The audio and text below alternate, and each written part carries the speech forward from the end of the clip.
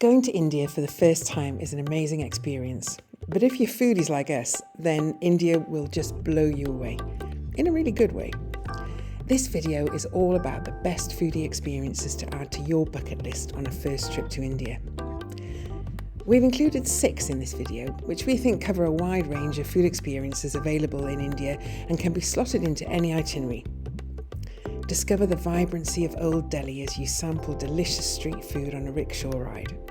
Savour a tasting menu in a luxurious, well-known restaurant. Help out in the Gurudwara Bangla Sahib, the famous Sikh temple known for never turning anyone away who is in need of food. Then cooking in the home of a lovely Indian family where we learned some of their favourite dishes and gained a wonderful insight into day-to-day life in Delhi. Another incredible contrast was all aboard the Shatabdi Express for breakfast en route from Delhi to Jaipur. And finally, a visit to the famous spice market to understand where the beautiful spices that set Indian food apart are bought and sold.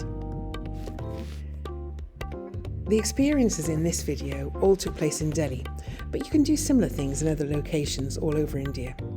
We can't wait to show you what we did, and hopefully it will inspire you to do similar things. Oh, and if you like what we're doing, then click on the like button or subscribe to our channel so you don't miss out on new stuff that we upload.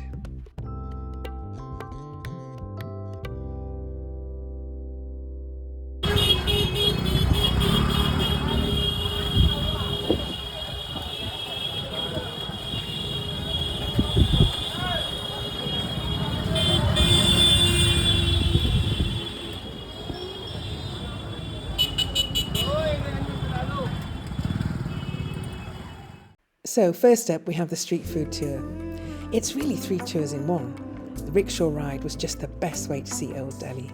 The street food itself, which we experienced with our lovely guides, Mukul and Dia, and just being amongst the hustle and bustle and soaking up the atmosphere.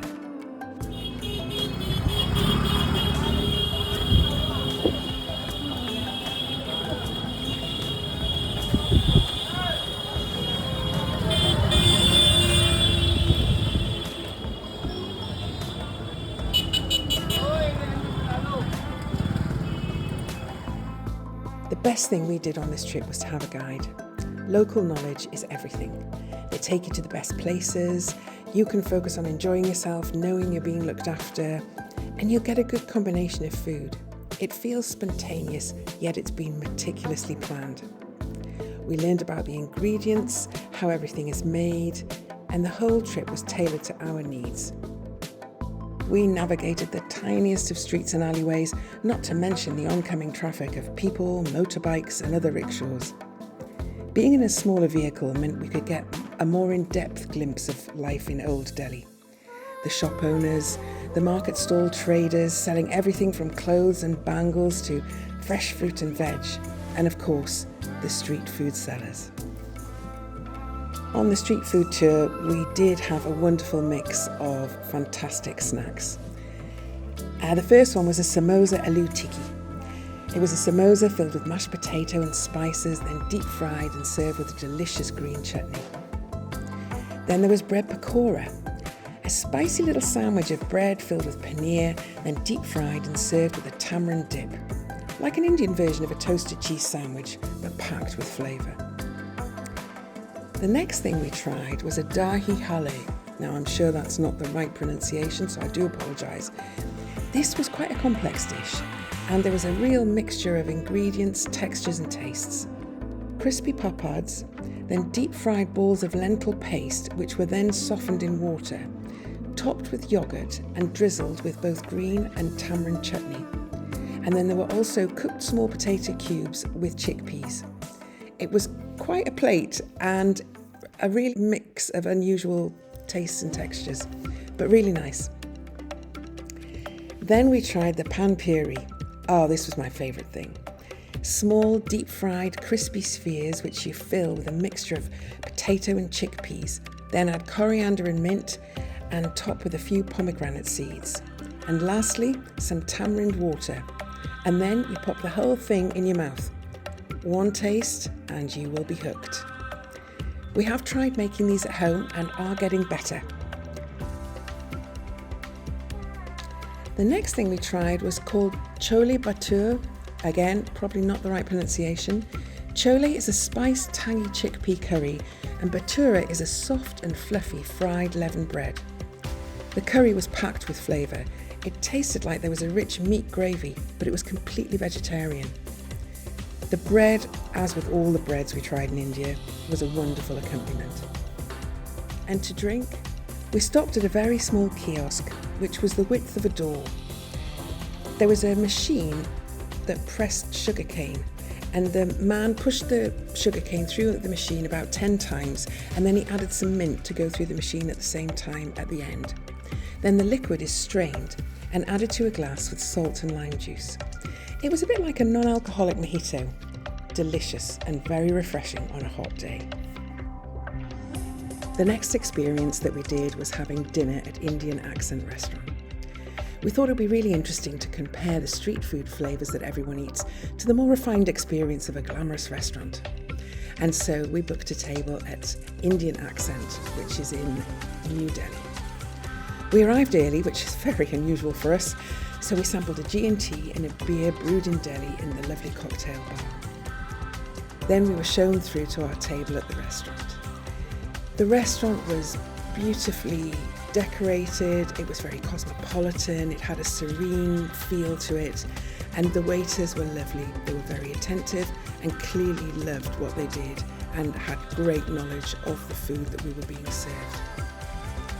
There are many options on the menus, but we went for the non-vegetarian tasting menu of 7 courses, so we could experience as many tastes and ingredients as possible. We started off with little cups of corn chowder with blue cheese mini naan.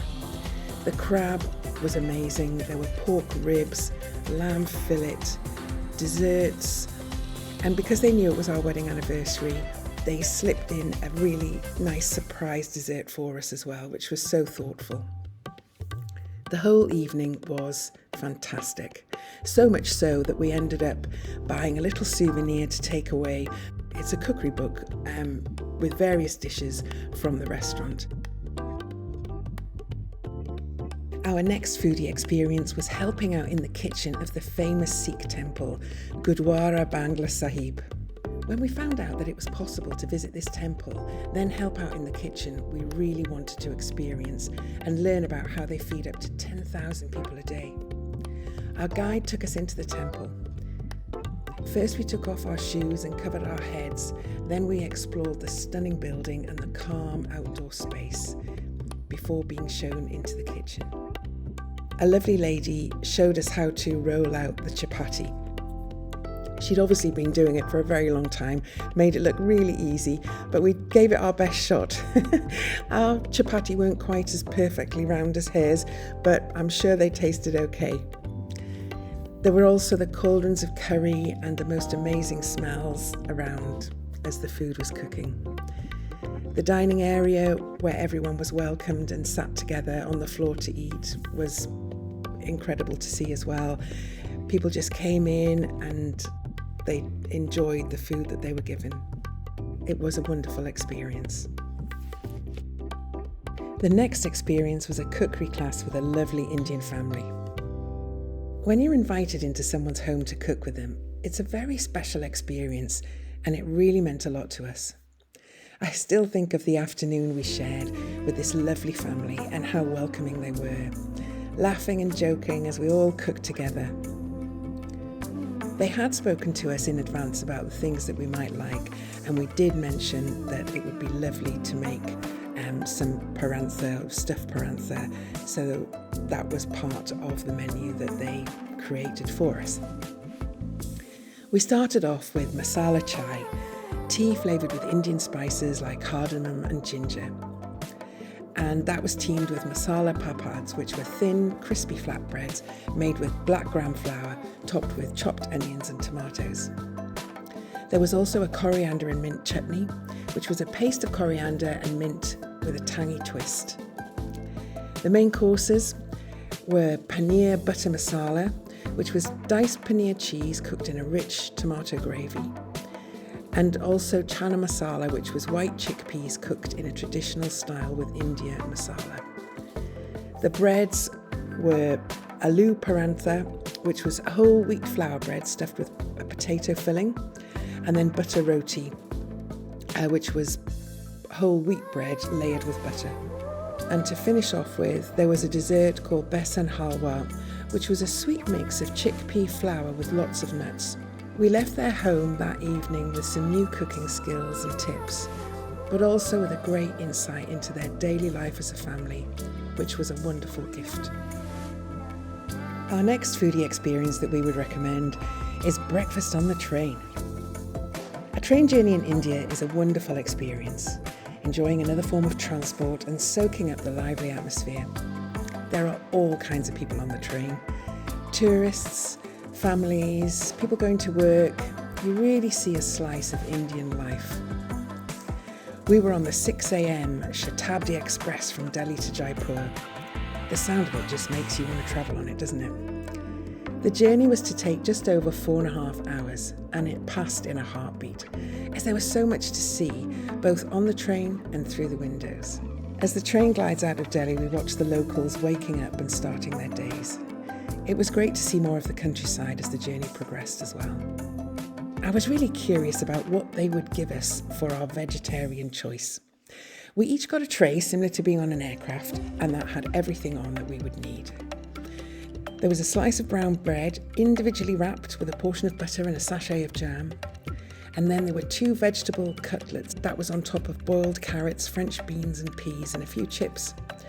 And plus there were sachets of salt, pepper and tomato ketchup. Not forgetting the napkin, hand sanitizer and mouth freshener. They think of everything. It was a great experience, and again, another foodie trip that I will never forget. Our final foodie experience for this video is the spice market visit. You don't need to have many meals in India before you realise that the spices they use are very fresh and packed with flavour. So it seems only right that we should visit where all the spice buying happens. Yes, that's in the spice market. The Old Delhi Spice Market, which is Asia's largest spice market, is the one that we visited. At first glance, it looks chaotic, but as with many things in India, chaos does actually work. The Gadodia market building is like the old department store of spice. Floor after floor of dark alleyways where big traders buying vast quantities brush shoulders with tourists who want a mixture of sachets to take home. Sack after sack of every spice you could ever imagine. Again, our guides gave us lots of information about all the spices on offer, as there were many that we couldn't recognise. The smell is intense and can make you cough and sneeze a little, but don't let that put you off. It is a wonderful experience. We hope that we have conveyed the magic of India and why it's a must-see destination for foodies. Thank you so much for watching. If you want to see more, then click here to see our latest video. We will be adding more videos about our trip to India and the other areas we visited, so press subscribe so you don't miss anything. Thanks again. See you next time.